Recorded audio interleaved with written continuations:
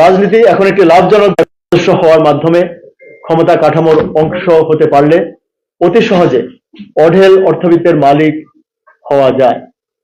ক্ষমতার সঙ্গে জাদুর কাঠির এই সম্পর্ক ভাঙতে না পারলে ছলে বলে কলে কৌশলে সংসদ সদস্য হওয়ার বিরাজমান অশুভ প্রতিযোগিতার অবসান ঘটানো যাবে না নির্বাচনী সহিংসতার। 1954 সালের প্রাদেশিক পরিষদ নির্বাচনের পূর্ব পাকিস্তানে ক্ষমতাসীন মুসলিম লীগ 237টি আসনের মধ্যে মাত্র 9টি আসন জিতেছিল। নির্বাচনে চিফ মিনিস্টার নুরুল আমিন সহ অনেকেই অনেক ক্ষমতাধরী ধরাশায়ী হয়েছিলেন। তখন আমাদের দেশে কিন্তু নির্বাচন কমিশনের মতো, এমনকি নির্বাচন কমিশনও ছিল না, মানে আরপিও তো দূরে থাক বা হলফনামা ইত্যাদি দূরে থাক, নির্বাচন কমিশনের মতো কোনো সাংবিধানিক প্রতিষ্ঠানও ছিল না আরপিওর মতো কোনো আইনি কাঠামো। সেই নির্বাচনের গ্রহণযোগ্যতা নিয়ে কোনো প্রশ্নই ওঠেনি, যা এখন কল্পনাও করা যায় না। আমি মনে করি 1970 সালের নির্বাচনও এমন একটি উদাহরণ। যাই হোক, প্রিয় সাংবাদিক বন্ধুগণ, উপসংহারে বলতে চাই, আজকের আলোচনা আমাদের সমাজের পরিপক্কতার প্রতিফলন, যে আমরা যে ম্যাচিওর হচ্ছি তার প্রতিফলন। নাগরিকরা নিখুঁত নেতৃত্ব চান না। আমরা জানি যে হয়তো আপনার পক্ষে ফ্ললেস হওয়া সম্ভব না, তবে তারা চান সততা, দায়িত্ববোধ ও দিক নির্দেশনা। তারা চায় এমন একটি রাষ্ট্র যেখানে প্রতিষ্ঠানগুলো জনগণের সেবায় নিয়োজিত থাকবে। নাগরিক সমাজের ভূমিকা এখানে অত্যন্ত গুরুত্বপূর্ণ। সংলাপের সেতুবন্ধন তৈরি করা, জবাবদিহি নিশ্চিত করা এবং গণতান্ত্রিক মূল্যবোধ রক্ষা করা। এই মুহূর্তটিকে আমরা যেন সংকট হিসেবে নয়, বরং নবযাত্রার সূচনা হিসেবে দেখি। একসঙ্গে আমরা গড়ে তুলতে পারি একটি ন্যায়ভিত্তিক, অন্তর্ভুক্তিমূলক এবং আত্মবিশ্বাসী বাংলাদেশ। আপনারা জানেন যে জুলাইয়ের আন্দোলনের মূল চেতনা ছিল জাস্টিস এবং সাম্য। আপনাদের সকলকে অশেষ ধন্যবাদ। Thank you sir. Thank you very very much.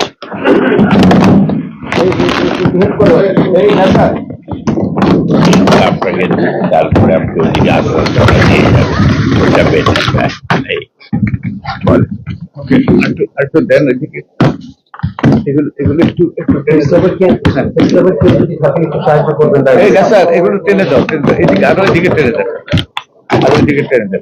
Okay okay, thank you. ওকে, ঠিক করে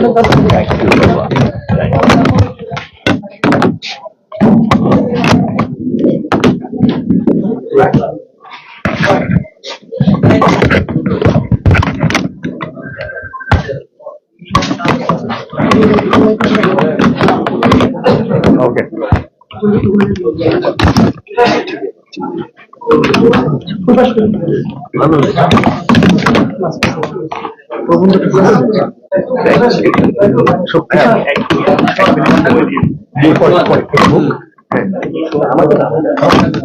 আচ্ছা ঠিক আছে, আচ্ছা ঠিক আছে, আমরা এবার হয়েছে আই থিঙ্ক।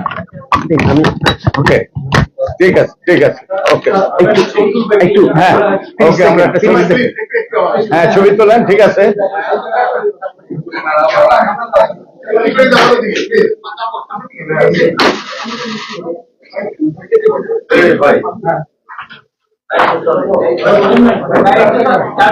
সামনের দিকে তাকাবো প্লিজ।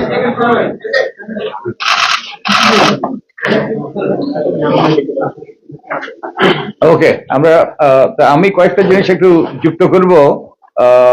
আমরা এখানে উপস্থাপন করেছি কিছু আউটলাইন, যে বিষয়গুলো রাজনৈতিক নির্বাচনী ইশতেহারে অন্তর্ভুক্ত হওয়া দরকার। তা আমরা বিশেষভাবে গুরুত্ব দিয়েছি যে 11টি সংস্কার কমিশন গঠিত হয়েছে এবং আমাদের একটা জুলাই জাতীয় সনদ প্রণীত হয়েছে এবং যার ভিত্তিতে একটা গণভোট হবে। সেই ব্যাপারে রাজনৈতিক দলগুলোর অবস্থান কি সেই সম্পর্কে আমরা সুস্পষ্ট তাদের কাছে জানতে চাই। এবং বিশেষত যে 11টি সংস্কার কমিশন অনেকগুলো সংস্কার প্রস্তাব করেছে, এগুলো তাদের নির্বাচনী ইশতেহারে কিভাবে প্রতিফলিত হয়েছে আমরা সেই সম্পর্কে জানতে চাই। এবং আমরা পরবর্তীতে তারা যখন নির্বাচনী ইশতেহার ঘোষণা করবে, একটু কথা বলা একটু বন্ধ করেন। তারা যখন নির্বাচনী ইশতেহার ঘোষণা করবে তখন আমরা আরেকটা সংবাদ সম্মেলন করব, যেখানে আমরা তুলে ধরবো যে তারা এই সংস্কার প্রস্তাবগুলো কোন কোন বিষয় তাদের নির্বাচনী ইশতেহারে অন্তর্ভুক্ত করেছে, এখন কি কি অঙ্গীকার করেছে, যাতে মানুষ জেনে শুনে বুঝে ভোটাধিকার প্রয়োগ করতে পারে, কোন দল কোন অবস্থান নিয়েছে কোন বিষয়ে, সেগুলো আমরা তুলে ধরব পরবর্তীতে। তা আহ, আমরা অবশ্যই সুষ্ঠু নিরপেক্ষ নির্বাচন চাই। আমরা যে আগামী ফেব্রুয়ারি 12 তারিখে যে নির্বাচন হবে, আমরা আশা করি যে এটা গ্রহণযোগ্য নির্বাচন হবে, কিন্তু এটাই যথেষ্ট নয়। আমরা চাই গণতান্ত্রিক উত্তরণ, অর্থাৎ গণতন্ত্রের প্রাতিষ্ঠানিকরণ, প্রতিবারে যেন সুষ্ঠু নির্বাচন হয়। এই জন্যই কতগুলো কাঠামোগত সংস্কার যেগুলোর ভিত্তিতে গণভোট হবে, সেগুলো সেই ব্যাপারে আমরা আমাদের রাজনৈতিক দলগুলোর সুস্পষ্ট অবস্থান চাই। তারা এই কাঠামোগত সংস্কারের হ্যাঁ ভোটের পক্ষে না ভোটের পক্ষে, আমরা নাগরিকরা যেন জানতে পারে সুস্পষ্টভাবে। যদিও তারা অঙ্গীকার করেছে যে জুলাই জাতীয় সনদে তারা অঙ্গীকার করেছে এগুলো বাস্তবায়ন করবে, কিন্তু আমরা তাদের ইশতেহারে এটা যেন সুস্পষ্ট লিপিবদ্ধ থাকে তা দেখতে চাই। আর আরেকটা হলো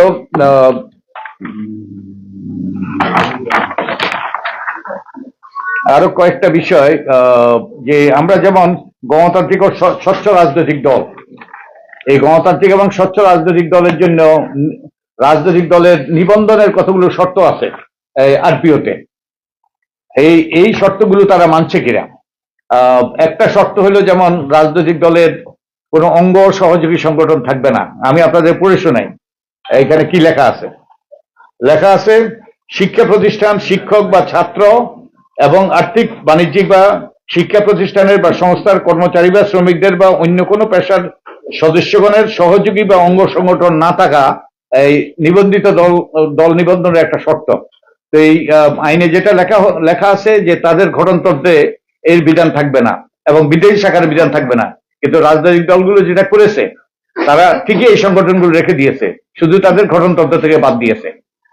তো এটা একটা খেলা খেলেছে তারা ভাতৃপ্রতিম সংগঠন বলে এগুলো চালিয়ে দিয়েছে। তো এই যে আইনের যে উদ্দেশ্য, সেই উদ্দেশ্যই তারা তারা এই যে বন্ডুল করে দিয়েছে। তো আমরা আশা করি যে এই ব্যাপারে তারা সুস্পষ্ট অবস্থান নেবে, কারণ আমরা জানি যে আমাদের এই যে অঙ্গ সহযোগী সংগঠনগুলো আমাদের বিশ্ববিদ্যালয়গুলোকে বিশেষত পাবলিক বিশ্ববিদ্যালয় রণক্ষেত্রে পরিণত করেছে। আমাদের আমরা দেশে একটা মানসম্মত শিক্ষা প্রতিষ্ঠান আমরা গড়ে তুলতে পারি নাই, এবং বরং আমাদের শিক্ষা ব্যবস্থা ধ্বংস হয়েছে এবং এটা ব্যাপকভাবে এটা অজনপ্রিয়। তো আমরা আশা করি আমাদের রাজনৈতিক দলগুলো এ ব্যাপারে অবস্থান নেবে। আর আরেকটা বিষয়ে আমরা আশা করি আমাদের রাজনৈতিক দলগুলো আইন মেনে তাদের মনোনয়ন দেবে। আমাদের এই আরপিওতে লেখা আছে যে রাজনৈতিক দলগুলোর মনোনয়নের ব্যাপারে সংশ্লিষ্ট নির্বাচনী এলাকার ওয়ার্ড, ইউনিয়ন, থানা, উপজেলা বা ক্ষেত্রমত জেলা কমিটির দলীয় সদস্যগণ কর্তৃক প্রস্তুত প্যানেল হইতে দলের কেন্দ্রীয় সংসদীয় বোর্ড কর্তৃক বিবেচনাপূর্বক প্রার্থী মনোনয়ন চূড়ান্ত করা। তো আমরা তো কোনো ইয়ে হইতে এই যে কোনো প্যানেল তৈরি করতে দেখি নাই। তো আমাদের রাজনৈতিক দলগুলো আশা করি তারা এই যে ভবিষ্যতে আইন মানার, আরপিও মানার, সংবিধান মানার এ ব্যাপারে সুস্পষ্ট অঙ্গীকার করবে।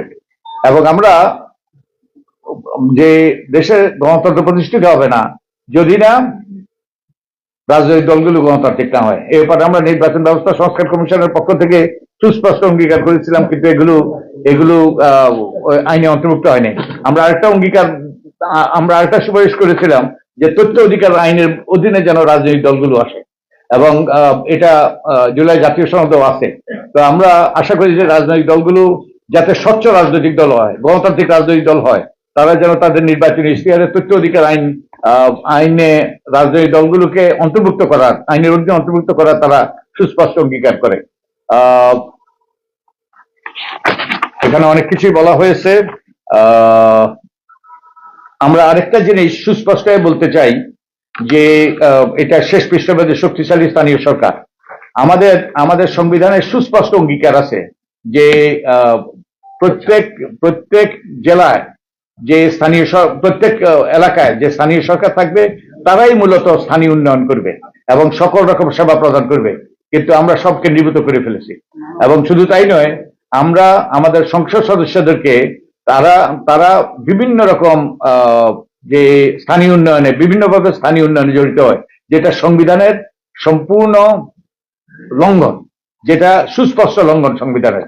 আপনাদের হয়তো কারো কারো মনে আছে একসময় একটা জেলা মন্ত্রীর পদ সৃষ্টি হয়েছিল, সেই জেলা মন্ত্রীর পদ সৃষ্টি হওয়ার পর আনোয়ার হোসেন মঞ্জু একটা মামলা করেছিলেন।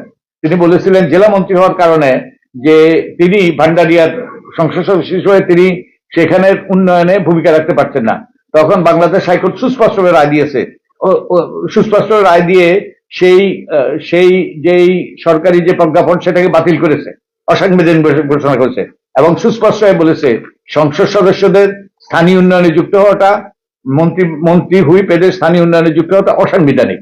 তো আমি আশা করি আমাদের আইন প্রণেতারা আইন ভঙ্গকারীতে পরিণত হবেন না। এনিওয়ে, হ্যাঁ, তো যেই কথা বলে আমি শেষ করতে চাই, আপনাদের কোনো বক্তব্য থাকলে, আপনাদের কোনো প্রশ্ন থাকলে আমরা শুনবো। যে আমরা রক্তের উপর দাঁড়িয়ে আছি, আমরা এই রক্তের ঋণ শোধ করতে হবে, আমরা নতুন যাত্রা শুরু করতে হবে। তো আমি আশা করি আমাদের রাজনৈতিক দলগুলো সেই যাত্রার পথ প্রদর্শন করবেন আমাদের সামনে। তা আপনাদের যদি কোনো প্রশ্ন থাকে আমরা প্রশ্ন নেব। চমৎকার একটা বিষয় আসছে যেমন স্বাস্থ্য সেবাটা, কিন্তু এখানে একটা বিষয় উল্লেখ করতে হবে যে মেন্টাল হেলথ টোটালি ইগনোর আছে, Bangladesh mental health totally ignore. কিন্তু মেন্টাল হেলথ এন্ড সাইকোসোশিয়াল সাপোর্ট এই জন্যই দরকার, বাংলাদেশে হাজার হাজার মানুষ প্রমাদে ভুগছে রাষ্ট্রীয় বাহিনীর নির্যাতনের ফলে, হাজার হাজার মানুষ। এবং এই গণ অভ্যুত্থানের সময় অনেক তরুণরা কিন্তু মানসিকভাবে বিপর্যস্ত হয়েছে। তাই মানসিক হেলথ অত্যন্ত গুরুত্বপূর্ণ। আপনাদের কারো কোনো প্রশ্ন যদি থাকে, আর যদি প্রশ্ন, জি আমার নাম বলি, আমি সময় আলোতে কাজ করি। আমার প্রশ্ন হলো যে স্যার, আপনারা বললেন যে এই সংস্কার নিয়ে যেন দলগুলা তাদের ইতিহারে যেন এটা কিন্তু স্যার আপনারা তো অলরেডি এটাকে গণভোটে নিয়ে গেছেন, সুপার জিনিস। তো যেহেতু এটা গণভোটে নিয়ে গেছেন, তাহলে এটা কি আর কোনো ম্যাটার করে না? এটাই তো গণভোটে তারা হার পক্ষে না নার পক্ষে, ওটা তারা সুস্পষ্ট করুক। মানে স্যার জনগণ যদি না স্যার দলগুলো যদি হাও বলে আমরা তারপর কি তারা এটা কাজটা করতে পারবে? বলি তুমি আমাদের সুস্পষ্ট লেখা আছে, আমরা চাই যে রাজনৈতিক দলগুলো ওই কি বলে অস্পষ্টতা না দূর করে তারা সুস্পষ্ট অবস্থান নেই, তারা হার পক্ষে না নার পক্ষে। ওকে, আর কোনো প্রশ্ন আছে কিনা? হ্যাঁ, আমাদের প্রক্রিয়া চলছে এই সময়টাতে আমরা যে বিশ্বাসযোগ্য হচ্ছে না, আর নির্বাচন প্রক্রিয়ার প্রথম একটি পদক্ষেপ হচ্ছে এটা। তো আমরা প্রথমেই কি ধাক্কা খেলাম সংস্কারে। ওকে, অনেক অনেক ধন্যবাদ। আপনারা যদি কৃতিত্ব দেন আর কি আমাদেরকে, এই যে আমরাই কিন্তু এই হলফনামার বিধানটা অন্তর্ভুক্ত করার ব্যাপারে সুজনেই সবচেয়ে গুরুত্বপূর্ণ ভূমিকা পালন করেছে এবং আমাদের যে সহসভাপতি জাস্টিস মতিন, তিনিই প্রথম এই রায়টা লিখেছিলেন। তো আমরা এর উদ্দেশ্যটা কি? এর উদ্দেশ্য হলো জনগণ ক্ষমতায়িত হবে, তথ্যের ভিত্তিতে ক্ষমতায়িত হবে, ক্ষমতায়িত হয়ে তারা জেনে শুনে বুঝে ভোটাধিকার প্রয়োগ করবে, আবেগের বশবর্তী না হয়ে, স্লোগানের ভিত্তিতে ওই যে না হয়ে, বিভ্রান্ত না হয়ে তারা জেনে শুনে বুঝে ভোটাধিকার প্রয়োগ করবে।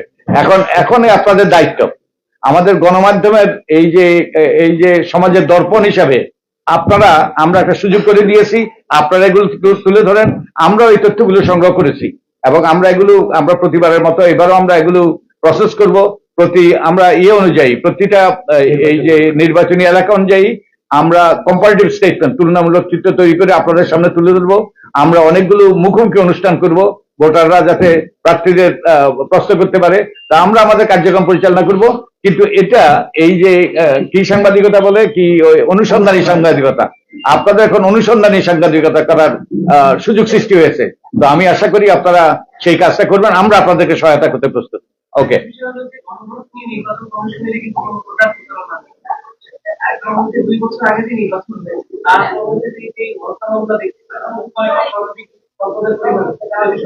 ওকে, নির্বাচন কমিশন সরকার প্রচার প্রচারণা চালাবে আরো, আমরা আশা করি। কিন্তু নির্বাচন কমিশন কোনো অবস্থান নিতে পারবে না। নির্বাচন কমিশন যাতে নির্বাচনটা সুষ্ঠু হয়, নিরপেক্ষ হয়, মানুষ তাদের নির্বিঘ্নে ভোটাধিকার প্রয়োগ করতে পারে, সেই কাজটা করলেই সেই কাজটাই তাদের কাছে কাঙ্ক্ষিত। আমি আশা করি তারা সেটা করবে। আর আপনি শেষ প্রশ্নটা কি করছিলেন? ও আচ্ছা, এই যে সম্পদ, আপনার সম্পদ, আমি তো বলছি আপনারা কিছুদিন আগে আমি প্রথম আলোতে একটা লেখা লিখেছিলাম যে আমাদের 2008 সালে মনে আছে 4টা সিটি কর্পোরেশন নির্বাচন হয়েছিল, রংপুর, সিলেট, রাজশাহী এবং খুলনা, বরিশাল, খুলনা, রাজশাহী এবং সিলেট, রংপুর না। তো এই 4টা সিটি কর্পোরেশনে যারা মেয়র নির্বাচিত হয়েছিলেন 2008 সালে, তারাই আবার প্রতিদ্বন্দ্বিতা করেছিলেন 2013 সালে, এবং যারা পরাজিত হয়েছিলেন তারাই আবার প্রতিদ্বন্দ্বিতা করেছিলেন সেই 2013 সালে। তো আমরা দেখিয়েছি যে এই 5 বছরে, তখন কিন্তু ভালো দিন ছিল, এখনকার মতো এত খারাপ অবস্থা নয়। তখনকার ভালো দিনেই যারা নির্বাচিত মেয়র ছিলেন তাদের আয় এবং তাদের নির্ভরশীলদের আয় আকাশচুম্বী হয়েছিল, আর যারা পরাজিত ছিলেন 5 বছরে তাদের আয় কারো কারো কমেছে। তো আমরা শুধু তাই নয়, গত 24 নির্বাচনের আগে আমরা আওয়ামী লীগের সব প্রার্থীদের চূড়ান্ত প্রার্থী নয়, সব প্রার্থীদের গড় আয়ের এবং তাদের নির্বাচীদের গড় আয় কি হয়েছে আমরা সেই তথ্য তুলে ধরেছিলাম, আপনাদের মাঝে মনে আছে। আমরা দেখিয়েছিলাম যে 2008 সালে গড়ে বিএনপির প্রার্থীদের থেকে আওয়ামী লীগের প্রার্থীদের গড় আয় কম ছিল 2008 সালে, কারণ এর আগে বিএনপি ক্ষমতায় ছিল। তারপরে 2008 সাল থেকে 2024 সালে আওয়ামী লীগের প্রার্থীদের গড় আয় আকাশচুম্বী হয়েছে। আর বিএনপি তো শুধু দুটো নির্বাচনে অংশগ্রহণ করেছে, 2008 সালে এবং 2018 সালে। তো দুই সালের আমাদের কাছে হলফনামা ছিল, আমরা দেখেছি তাদের আয় গড় আয় সামান্য বেড়েছে, সামান্য একবারে।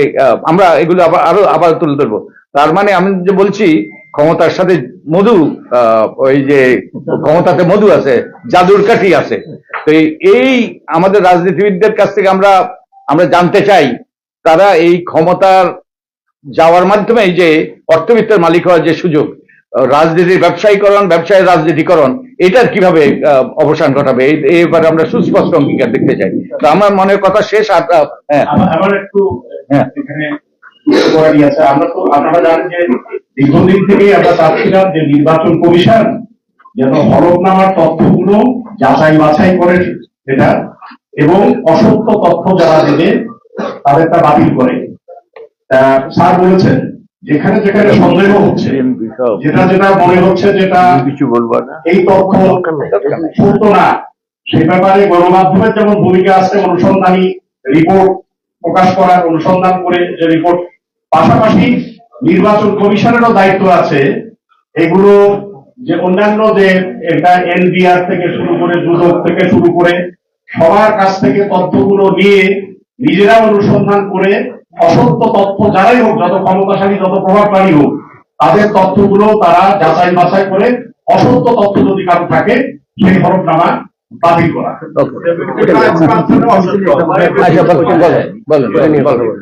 আমরা ওনাদের কথা শুনতে, আর কারো যদি প্রশ্ন থাকে আচ্ছা বলেন। জি, নির্বাচনে এখন পর্যন্ত যতগুলো নিবন্ধিত পলিটিক্যাল পার্টি আছে তার মধ্যে 9টা দল তারা কোনো প্রার্থী দেয়নি। এর মধ্যে কার্যক্রম নিষিদ্ধ, এর বাইরেও আরো 9টা দল কোনো প্রার্থী দেয়নি। ইনক্লুসিভ নির্বাচনের ক্ষেত্রে এদিকে আপনারা কিভাবে দেখছেন? আচ্ছা বলুন, ওটা দরকার আপনার কিছু। তো সেই প্রশ্ন এখন জনগণ এই প্রশ্নের উত্তর দেবে। আমরা যে সরকার যাদেরকে নিষিদ্ধ করেছে তারা অংশগ্রহণ করতে পারবে না, সেটাই বাস্তবতা। আজকে আমরা নির্বাচনী ইশতেহার নিয়ে কথা বলছি। তো এই নিয়ে কারো যদি আর কোনো প্রশ্ন থাকে উনি একটু বলবেন। মানে জার্নালিস্ট বন্ধু যে প্রশ্ন করেছেন, তো আমার একটা ভিউ আছে। আপনারা জানেন যে সংখ্যা যদিও যেমন বাংলাদেশের রাজনৈতিক দলের সংখ্যা প্রায় হয়তো আমাদের আছে প্রায় অবস্থান নেওয়া। আমরা বলেছেন যে আজকের press conference mostly about the ইশতেহার, কিন্তু একটা বা কোন নির্বাচনী কোন রাজনৈতিক দল যদি প্রার্থী না দেয় তারা তো নিষিদ্ধ না, আটটা তো নিষিদ্ধ না, তাই না? এবং আমার মনে হয় আপনি দেখলে বুঝবেন যে রিপ্রেজেন্টেশন, মানে in terms of popular vote বা সংখ্যা একটা হলেও এখানে মোস্ট ইম্পর্টেন্ট অফকোর্স আওয়ামী লীগের নাম তো এসছে। আওয়ামী লীগের কার্যক্রম যেহেতু নিষিদ্ধ, হয়তো তার সাথে দেখবেন আপনি ফেডারেশন সহ মানে কেউ ঠিক আছে। আমি অন্য একটা ব্যাপারে কথা বলতে চাচ্ছিলাম, সেটা হচ্ছে আপনি কিভাবে জবাবদিহিতা নিশ্চিত করবেন। যেমন ধরুন একটা হলফনামায় অনেকে ইনকামের কথাবার্তা বলেছেন, এবং ইনকামের কিন্তু বিশ্বাসযোগ্যতা মানে হলফনামা হলফ করা প্রতিজ্ঞা কিন্তু দেখা যায় আমার কাছে মনে হয় না অনেকেরই তারা তাদের ইনকামের যেটা দিয়েছেন। তো আমার মনে হয় নির্বাচন কমিশনের এমন একটা মেকানিজম থাকা দরকার যেখানে তারা হলফনামায় দেওয়া তথ্য এগুলো ক্রেডিবিলিটি যাচাই করতে পারে, স্পেশালি সম্পদের তথ্য এবং আয়ের তথ্য। আচ্ছা। একটা জিনিস হলো রাজনৈতিক দলগুলো, স্যার রাজনৈতিক দলগুলোকে নির্বাচনের সময় কত টাকা খরচ করা যাবে, যদি পার ভোটার 10 টাকা বা 20 টাকা, এটাও একটা এনফোর্সেবল কিনা। কারণ ধরুন আরো বেশি খরচ করার পর এটা ট্র্যাক করবে কে, ট্র্যাক করার মেকানিজম কি? তো কোনো আইন বা বিধি যদি এনফোর্স না করা যায়, কার্যকর না করা যায়, তাহলে এটা মানে ফাঁকি দেওয়ার প্রবণতা আসে। আমার মনে হয় যে এ ব্যাপারে নির্বাচন কমিশনার শুধু রাজনৈতিক দলের না, আর কোনো প্রশ্ন যদি না থাকে তাহলে আমরা এখানেই শেষ আচ্ছা বলেন।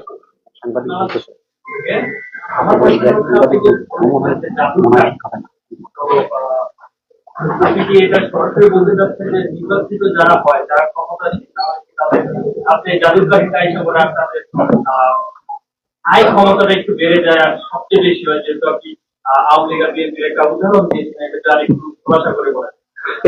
এটা আজকের বিষয় না, আমরা ভবিষ্যতে এই নিয়ে আমরা সংবাদ সম্মেলন করব, এই নিয়ে আরো বিশদ আলোচনা হবে এবং আপনারা আমাদের হলফনামা দেখলে বুঝতে পারবেন। ওকে।